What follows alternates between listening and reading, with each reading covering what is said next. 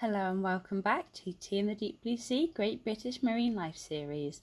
This week I'll be talking about the light bulb sea squirt, Clavelina lepadiformis. The light bulb sea squirt is common around UK coasts and easily identifiable with its transparent tunic and visible internal organs that look like a line down their body and two rings on top. These are a yellowy, creamy white colour. They live in bunches that may contain a few or dozens of individuals. They live on rocks and boulders down to depths of around 50 metres.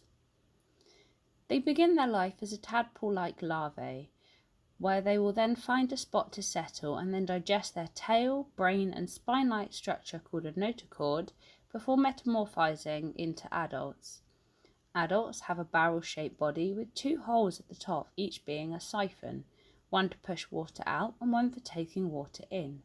They have simple sac-like bodies that are covered with a protective layer called a tunic. This is where the name tunicates comes from. They are filter feeders, taking in water with one siphon, extracting plankton and detritus, and then expelling the wastewater with the other. To learn more about plankton, click the link at the top. Sea squirts get their name from their tendency to shoot a stream of water when removed from the sea.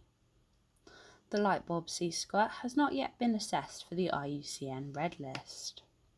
Thank you very much for watching this short video on the light bulb sea squirt. I hope you've enjoyed and learnt something new. If you have, make sure to leave a thumbs up, comment down below and don't forget to subscribe. Thank you very much and I look forward to seeing you in the next one.